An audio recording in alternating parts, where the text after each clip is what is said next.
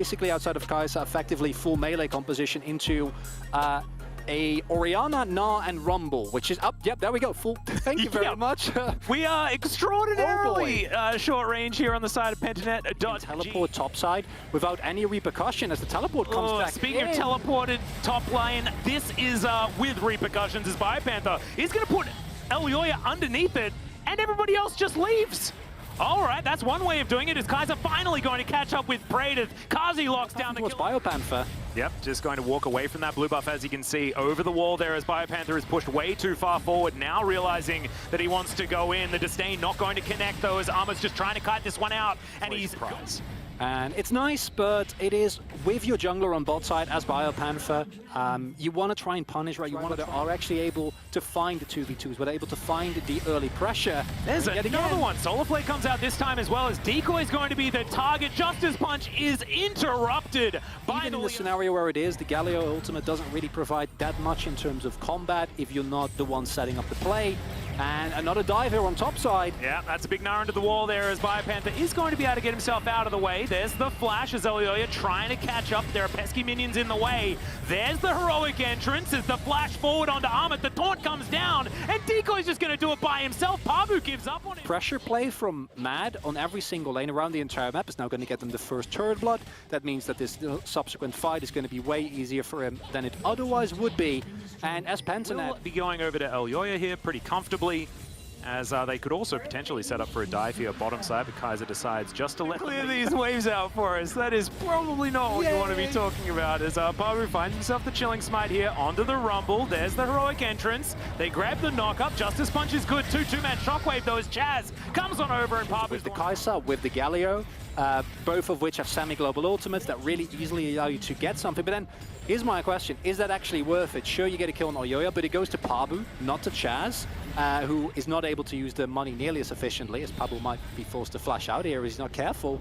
Yeah, well, Armit, let's see what he can do. Doesn't exactly have much of an armor. The flash on forward is BioPanther coming on in as well. Kai'Sa in a bit of trouble, but he's very durable, and all 5 members of Pentanet want this second Rift Herald. I think I spoke in error before, as that is going to be Kazi 1v1ing the Kassadin there on the bottom side of the map. Not something I would necessarily expect. The Shockwave's going to be flashed there from BioPanther, and unfortunately for Pentanet, they can't actually get anything out of this one. Armit is going as far deep as he possibly can, but that's going to be a fear beyond death, and BioPanther will be able to put a stop to it. That being said, that's the end of the good news for Pentanet.gg. It's BioPanther in a bit of trouble. He is going to get stunned up. Disdain is good, buffered, just to make sure that he can create as much distance as possible. We joked about her not having the longest range. What she gets in return, as a BioPanther should not go in. Yeah, he's dead. Yeah, you can probably continue. Proc. There's just not a lot that an Orianna can do. A little bit over-enthusiastic from Humanoid there.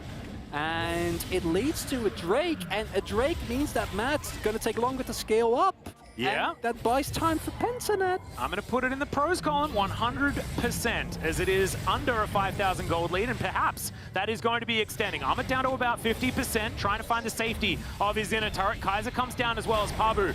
Gives him a bit of a slap.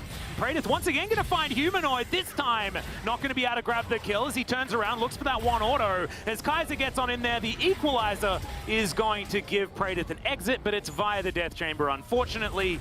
Pentanet.gg are going to back away from the bottom side of the map. And this game is certainly doing some things right now. Chronicler as Armit teleports in to look for a kill, but Decoy makes it out. Chaz may not be as lucky as 3 members of Mad have found him and will be able to put the Kassadin away as well. Elyoya not even able to really get in on the action. As Kazi, he's playing the game for the win. He's going to be able to take down the turret in the mid lane. And there's a lot of chaos here. There's a lot of cross-map plays. There's people getting caught in side lanes. There are almost kills. There's solo kills. There's 1v1s. There's attempted 1v1s where you get punished.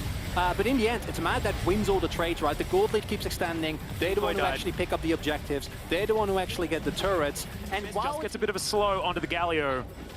They do back away yet again. Flash on forward, 2-man taunt comes on in. It's Pabu trying to stun up everyone. The heroic entrance is beautiful, but but it's not going to be enough because he dies in the meantime, but they do get the Vayne.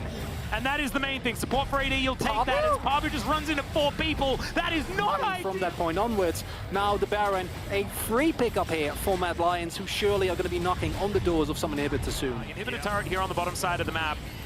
Baron keeping all of these minions alive, and I think that Pentanet is just going to have to give this one up. Armit comes on forward, Stride Breaker's on in. That creates the space in order to take this one down. Pabu's going to take the opportunity to at least clear out this mid wave, but the rest of Mad trying to follow on up here, and he's not able to kill all of these minions just yet. Feels like Pentanet, they need to do something, right? But I think even if they try, is it going to go well?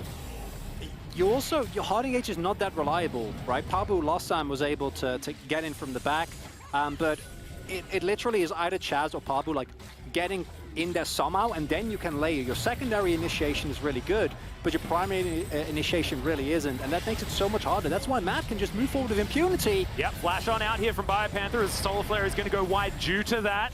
Equalizer comes down. Predator takes a fair bit as a few ticks do land on top of the Kai'Sa, but it's done exactly. And it provides you with so much pressure on the map, and it looks like Mad, they realize that all they need is just pressure. A Hail Mary flank might be coming in from Pentanet, because otherwise I think they're going to lose this next inhib as well. Yeah, exactly. They might be sacrificing their Nexus in the end, and that is exactly not what you want to happen, as Elioya, he's wrapping all the way around. Chaz looking for an opportunity. 3-man taunt there from Decoy, but he's immediately wiped off the face of Summoner's Rift. Armit gets a great defensive ultimate as well, and Mad's wallets are way too heavy. BioPanther goes down. It's a double kill for Kazi, and Praetor, he loves that emote, but unfortunately in this instance, it's not showing anything good. That's the ace, and that is going to be the game for the Mad Lions, who debut onto the Rumble stage absolutely beautifully.